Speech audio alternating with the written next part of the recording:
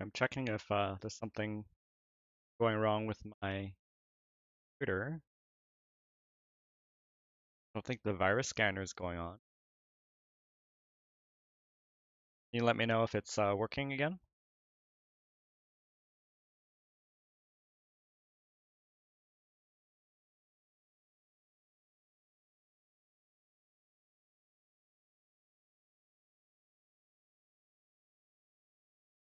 My stream is having some issues.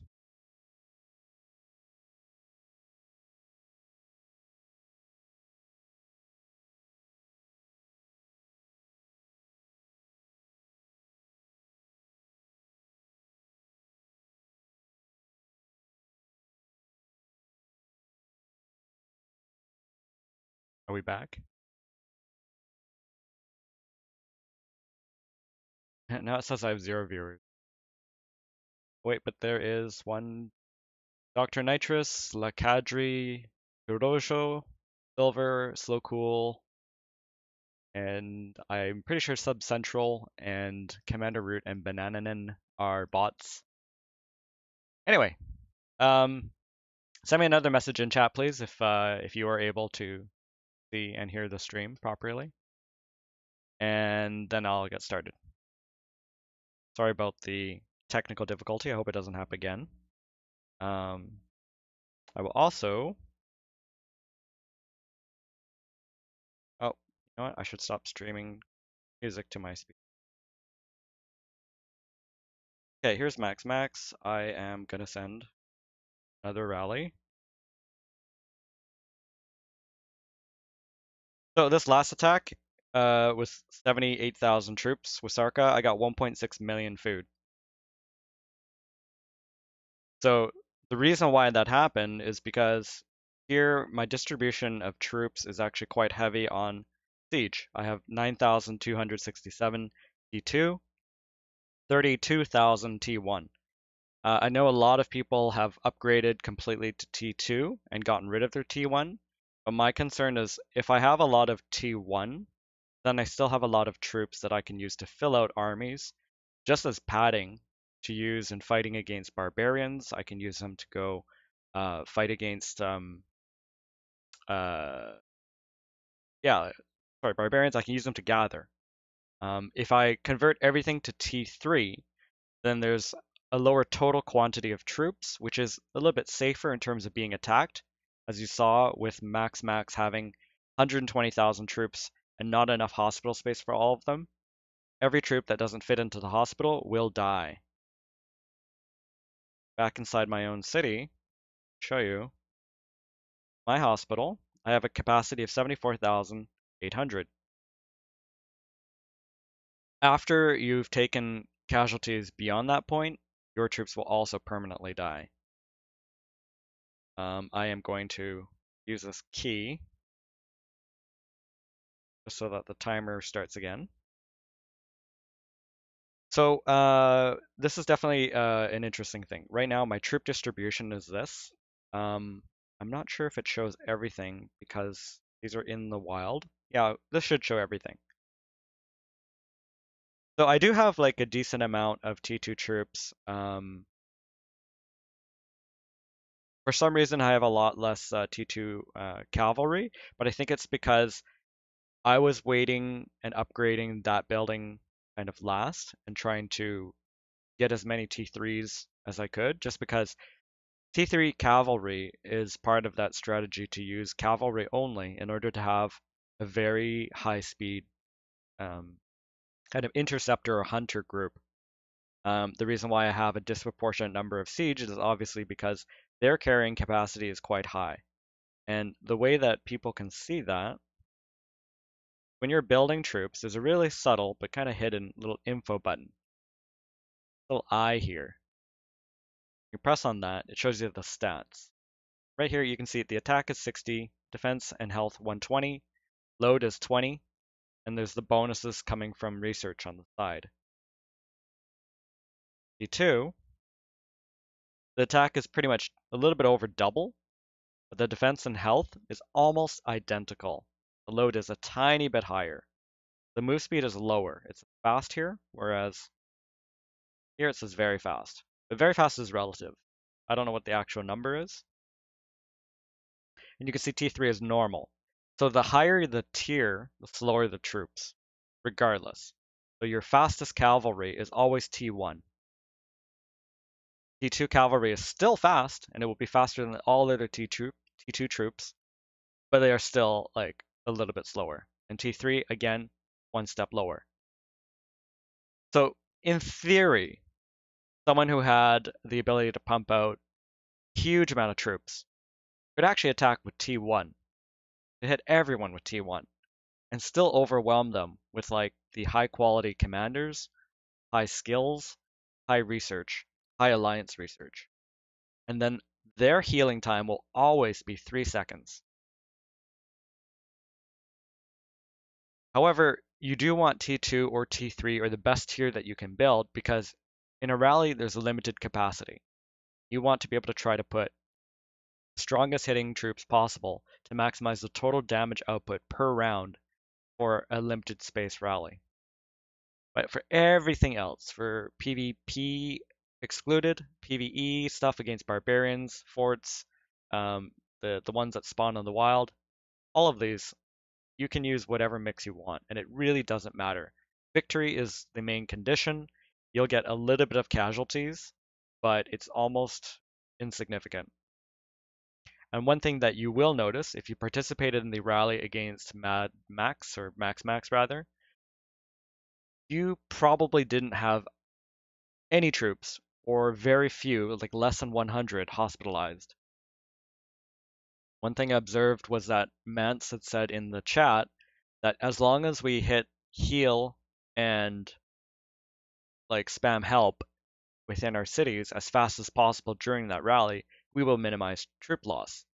This is actually incorrect because the way that the healing mechanic or the wounded mechanic works is that the slightly and severely wounded troops will be the ones that go into hospital. I believe the hospital itself tells you um, this panel. The fate of severely wounded units differs according to the situation. Battles with barbarians will only suffer a small loss and hence are excluded in this list. When you're defending against an enemy attack in your own city, all severely wounded, that's the red number, will be sent to the hospital. In the exception of that, if you have no more hospital space, they die immediately and permanently. When you're defending against an enemy attack in an ally's city or alliance buildings, basically you garrison somebody else, you take half of the severely wounded loss that you would if you were attacking a player. So defending still has some permanent loss, but it's not as bad. When you're battling enemies in the wild, like if you're just hitting them at a resource tile or as they're moving, you actually have all severely wounded units going straight to your hospital. Obviously, again, if you haven't healed all of your troops, there is a chance that you could overflow and have permanent death in the wild, but the chance of that is kind of slim unless we're at war. In which case, if you have T3 troops or T4 troops and it's going to take you 6 hours to heal all of your troops, you're actually going to run into this issue where you're not able to heal fast enough and you might want to not leave your city because any additional troop losses will just result in your hospital overflowing, causing permanent death. I haven't seen anyone write anything in the chat since about 8 minutes ago, so I'm going to refresh my side of things. I just want to make sure I'm not missing any questions or comments.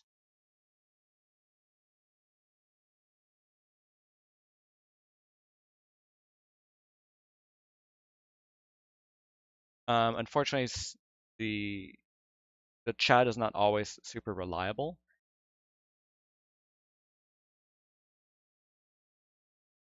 I can actually pop that up.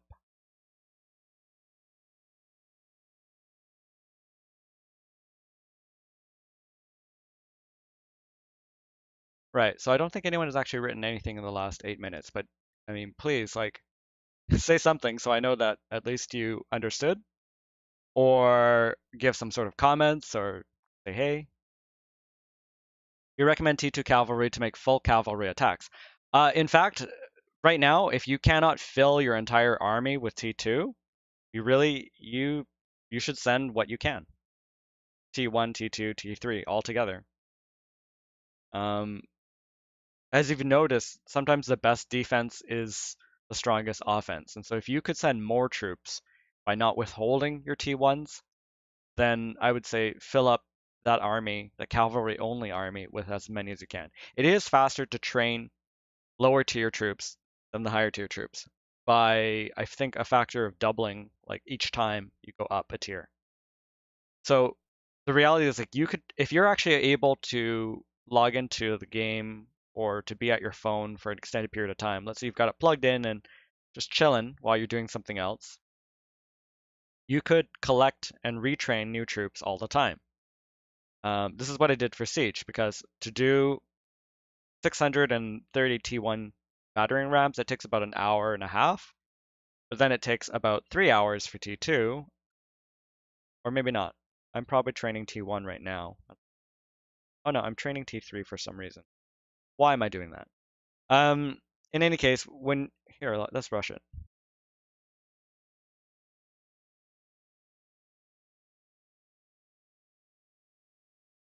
So this will finish in a couple seconds. Um, yes and no. Like T3, T1s can be fine for fighting in the wild, as I said, especially when you're fighting barbarian camp solo. Um, but the main thing is, what is your quantity of troops? Right now, I have 165,000, but my castle shows that I can carry 64,000 plus 6,000. So 70,000 as a base, plus what the commander can carry. So right here, my Minamoto can carry 88,000. So if I had two high-level troops or champions like Lohar and Minamoto or Boudica, that's 2 times 80,000, 160,000. So basically, I have enough troops to fill 2 full armies, and that's it. Which is why that's exactly how much I'm sending to go collect from this max guy. Here's 86,000, here's 78,000. That's the combined total of pretty much all my troops. So if you're under your total number of marchable armies, then really any troops are good. And if it's more efficient for you to pump out 3,000 T1 troops in the same time you could do 400 or 500 or whatever it is for your T3, because that's how active you'll be that day. Like you can check in and collect them and retrain 4 or 5 times. Then sometimes it's better to do the T1 first and then upgrade it to T3, like when you're going to sleep or you're going to work or you're going to school and you've got time where you're not going to be able to log in. And that would be the efficient way of raising your troop count really rapidly. Of course, it comes with the risk that if your hospital size is not very large and we go to war or we get hit, any overflow, anyone zeroing you will cause them all to die permanently. Exactly what happened with Max here. So this is the war report.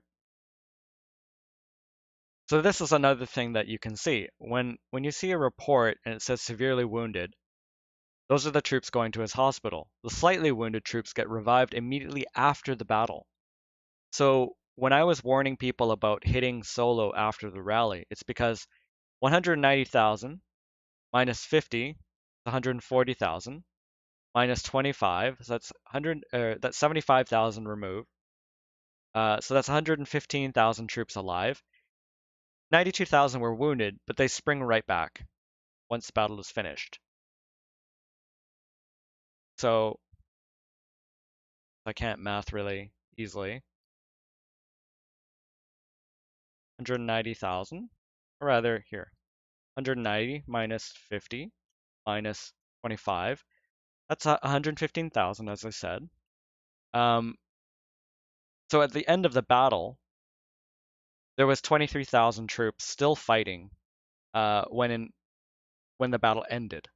So the last tick of damage, I think, is something like that. Or actually, maybe not. Let's say 90. Yeah, maybe that's a bit of a stretch, but in any case, the battle ended, and immediately afterward, um, about 115 or a little bit less than that, 115,000 troops were still alive. So right after, I actually saw, I believe, Jen attacking, and I'm just going to share this to the chat. Oh, you saw a picture of me briefly. So I saw Jen attacking.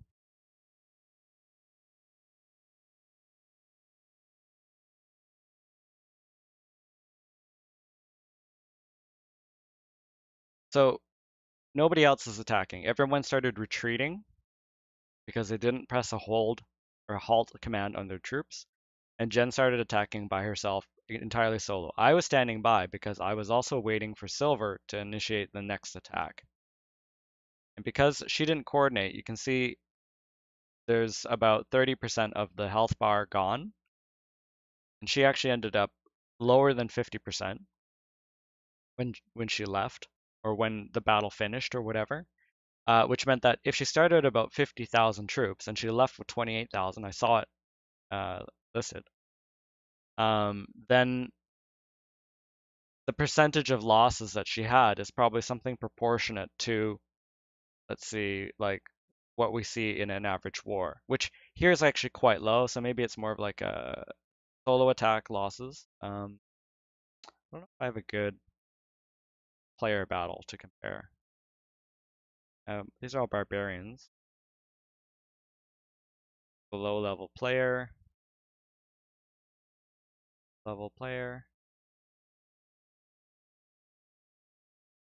Okay, so maybe this is a better comparison. So obviously, 1,300 troops lost out of 35,000 is not that big of a deal. But the issue with hitting a city is that you actually also have the watchtower doing damage equivalent to several thousand troops, regardless. Here's an example.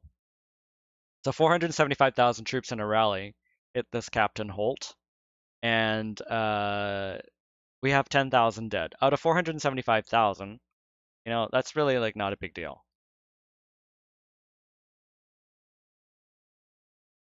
Um, so let's say 10,970 divided by 405,000, 2.3% permanent death.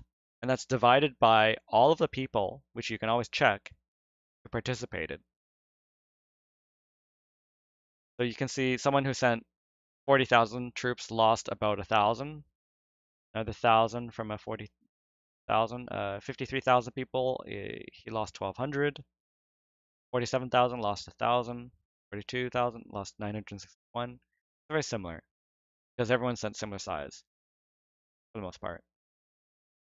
Um, since I'm the rally leader, it's my commanders or my champions and their skills and talents that are in play. It's also very important that if you host a rally, you keep in mind that you want to use probably the best offensive commanders you have possible, the highest skills for the nukes, to end the battle as quickly as possible, minimizing the number of rounds where you lose troops.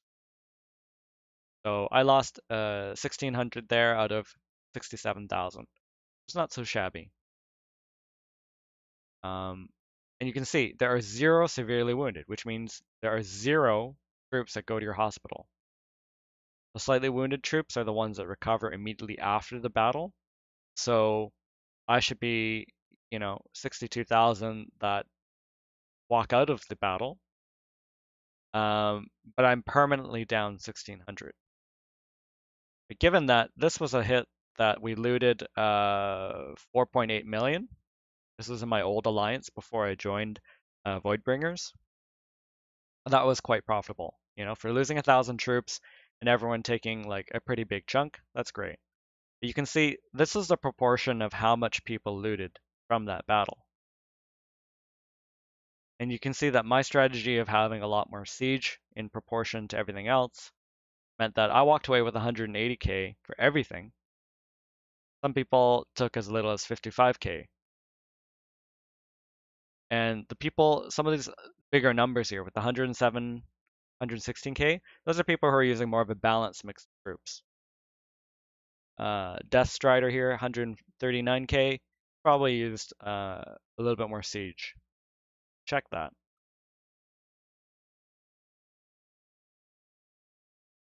There you go. So 9,000 of everything, 14,000 of a T1 troop,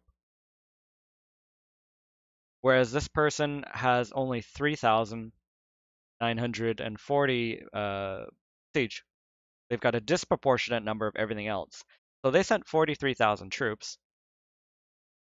So did Captain underneath, 40,000, but they have 8,300 siege.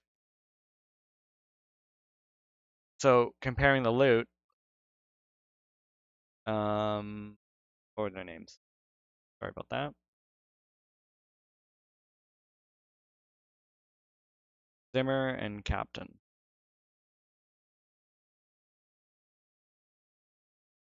Okay, so there's a difference of not a lot here. 107,000 for all versus 116,000 for all. But that adds up. Every attack that you do with enough siege to actually loot, that gives you a bit more compensation for the troops you lost. So in this war report against Max, you can see Silver is using a lot of siege. They walked away with 345,000 each, which is very profitable. I only have 29,000 per because I attacked with a very small army of cavalry only because they're rapid and they were able to get to the location in time to join the rest of the alliance. Because again, you don't want to attack late or by yourself, otherwise you'll suffer disproportionate losses. Are there any questions at this point? Is this making sense?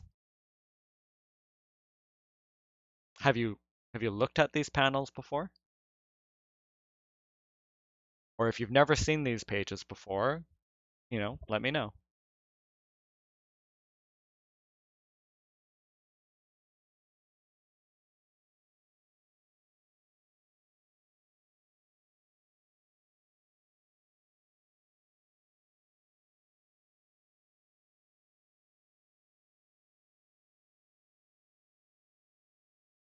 So even though I attacked solo, this attack against Max, I didn't do it truly solo because there were other armies attacking at the same time. Now the interesting thing about this is that I can actually check that. If I see the enemy use a skill on me that is not a buff, God's Revelation there is Joan of Arc. Yeah, okay, so there wasn't any. And the enemy got killed. Sun Tzu. So that means there's somebody else's army that did that spell. In any case, when you're attacking by yourself, the interesting thing about it is that when I attack, you can see Lancelot attacked enemy. Enemy lost 176 units in total. Okay? Max. Same thing, because this will show all participants. Enemy launches a counter attack. Lancelot lost 220 units. Same thing. Lancelot attacks. Enemy launches a counter attack. There is no turn in this log, even though it's very short, where it says that enemy or Max attacks Lancelot. So I was never attacked directly, which means that I'm not the primary attacker. Somebody else initiated, which was Silver in this case, I think, and then I joined in. So the first person to attack a city or barbarian, any sort of target, they are the ones that take normal attack damage from that enemy, as well as skill damage and counterattacks. So if I was to switch back to, let's see, one of my reports where I was fighting, or rather killing somebody, gathering.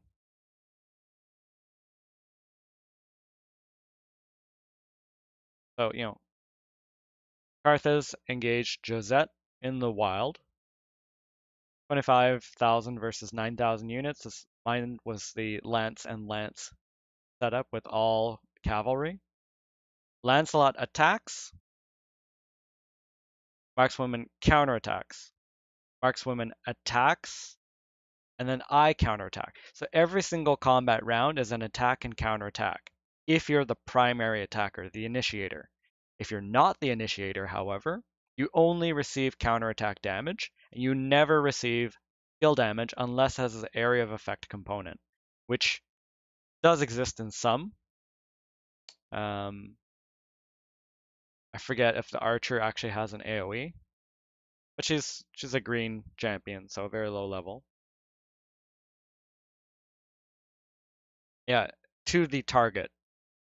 So damage to the target. So it's not damage to surrounding targets.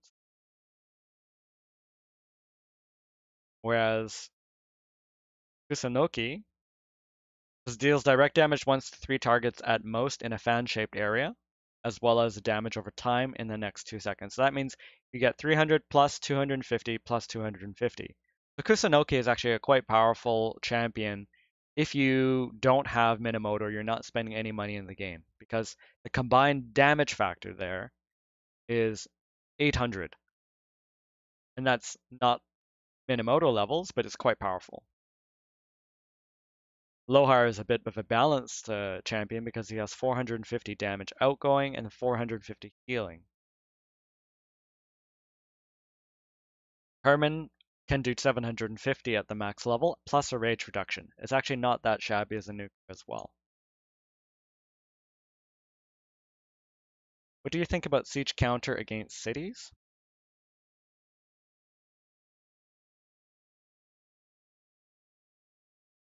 Well, so the thing is, I wouldn't ever necessarily decide to counter siege directly, because even though it says that there's that relationship between the troops where, you know, cavalry are the bane of archers, etc., I think you want to have a balanced mix of everything as a defense.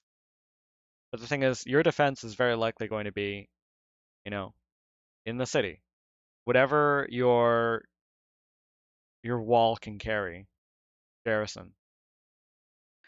So I do have Kusunoki and Boudica at the moment, but often it's because my other soldiers, champions, will be out. If I switch to Lohar, you see the commander power number there changed from 38,000 to 39,000. Not a big jump, but let me check, see how many troops it says are on my wall. 78,000. Okay. So I forget if that is actually no, I don't think that's a component of this. So 78,000 is just how many troops are inside my city still. But I think it will place all of your troops. So again, the primary talents and skills of your first commander in the garrison are what are very important. Not sure why I put Boudica as my secondary here, because anyone else might be better. But remember that Kusunoki has about 800 damage factor, 450 here, or I could choose another hero.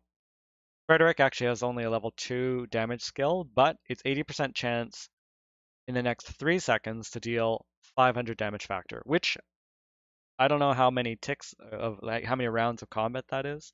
That could be potentially anywhere from 3 to 5, I imagine. I don't know how long each round takes. I've never timed it.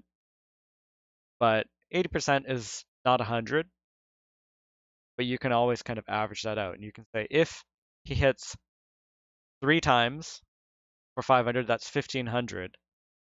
But because of the averaging effect of like a long battle or hundreds of battles, you can say that's effectively 80% of 1500, which is 1200. You can say that Frederick at level 2 for that skill has that nuke of about 1500 or 1200 rather.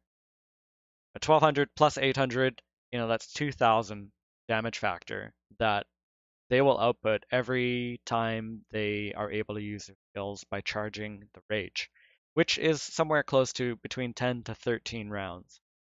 So again, if it's 2000 damage factor divided by, let's say, 12 rounds, that's 166 damage factor per round, which in the end doesn't sound like a massive, massive number, but it's going to mean contributing to something like 20 or 30% extra damage that you're compared to what your troops do. And that would have to be tested by looking at the numbers, looking at the actual like battle log and seeing what they do. Perhaps actually look at combat log of a barbarian.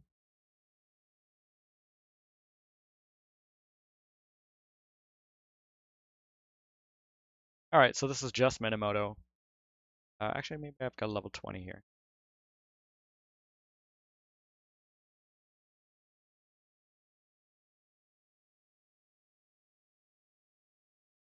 So each round, Minamoto is doing how much damage?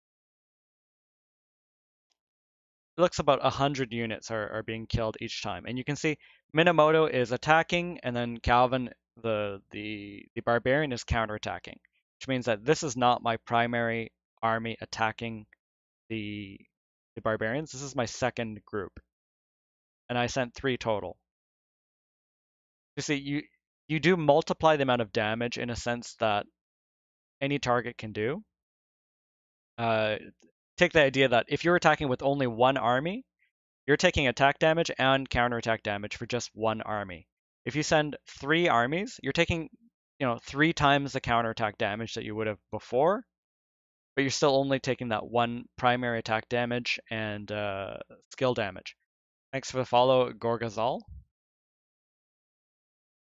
So you can also see that, in the combat log, it's considerably shorter per turn because you're only seeing skills that are relevant and then the my attack and counterattack from that army. So again, there's about 100 uh, units that are being killed by Minamoto. And then I'm looking for, there you go, Kyo Hachiryu School. And Calvin lost 718 units.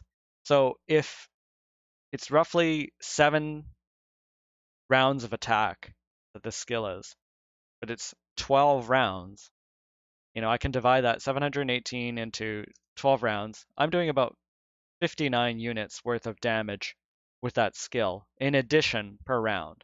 And that 59 divided into 104. So my skill damage from Minamoto is roughly 50, 60% additional damage. So this is why like the nuke champions are quite powerful. If you have defensive skills, it's probably best to have that in your garrison or perhaps if it's on a gatherer. But the best defense is a strong offense because by killing the enemy faster, you will take less damage in turn. I still like the idea of like a high defense champion and skills. So, it's a bit of a personal taste too. But I think like mathematically speaking, you're probably better off going for the strongest nukers you can get. And that will be according to how much money you're willing to spend on the game or your ability to spend on the game. Um, Again, if you don't have some of the legendaries, even if you do have legendaries, but you can't skill them up because you don't have statues, um, sometimes it may be better to have a maxed out blue as your main hero if there is one with nuke, which I'm not sure there is. Gaius only does 150 direct damage. Tomoe has a 30% attack bonus. So you can see Tomoe as being interesting because despite the fact that she doesn't have a nuke, if she's primary or secondary commander, ideally secondary, 30% extra damage is not the same as 50% or 60% additional damage that Minamoto does. But Minamoto is a legendary. And of course, if she is a secondary, she will boost skill damage by 15%, as well as boost a tiny bit of rage, meaning that the skill will go off more often. Uh, Silver, you tag me?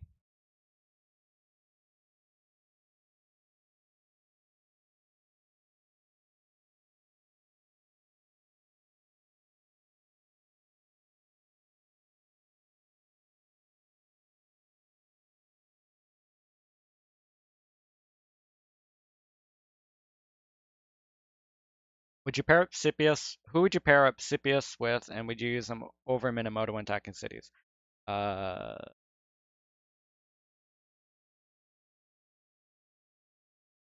Scipio Africanus. He's characterized by being mostly about, I think, infantry and damage reduction. So it says the damage taken gets reduced by up to 25% at max level with increased counterattack of 25%. So the interesting thing there is counterattack damage bonus means that if he was being attacked by one person, he's doing a counterattack once. I think my connection hiccuped again. Am I still live?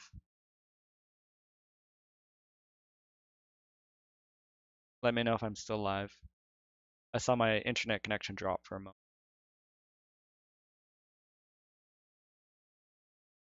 I will sip juice.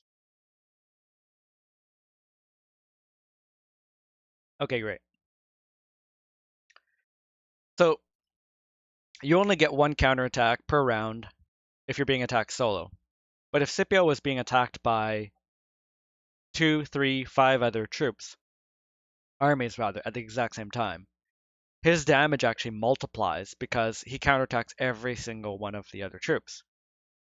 So if Scipio was in defense, he seems like he's really interesting because if you max out your counterattack and you get attacked by a non-rally synchronized attack by other players, he's multiplied his damage to a potential that would outstrip maybe even some of the AoE skill champions. Because right now, if this skill has to charge up over 12 rounds, then only after 12 rounds have passed will he actually do it. But if the enemy is going to kill you in less than 12 rounds, you actually don't even get that skill once. But Scipio, as a defender, with this skill at level 5, plus skills or research or talents into counterattack damage, would mean that every single one of those attackers at least gets a little bit more punishment than before. And so that would actually multiply his effectiveness compared to another commander that doesn't have a counterattack damage bonus to a degree that would be quite impressive. And I would pair Scipio with another defensive hero, um, which I'm not sure which one I would choose. Frederick is interesting because he's got the nuke as well as a heal, but Charles Martel is a mainly or purely defensive hero that has a damage blocker, but it's based off of a damage factor as well. So it's a multiplier based off of how big your army is. That said, though, um, when you're defending, you're very likely to have a very large army compared to how many you can march. And there is a damage bonus here as well, just like Tomoe. So for 4 seconds, you effectively have 30% more troops. What do I think about Caesar? The salad is not my favorite. The champion, attack and defense bonus plus a damage bonus. It looks like you get a double damage bonus with this. Potentially up to 50% extra damage bonus because it's all damage and attack and defense. Um, the interesting I'm curious about is whether that all damage bonus applies to your watchtower when he's in defense, because that could be potentially incredibly good on defense. And then he's also got damage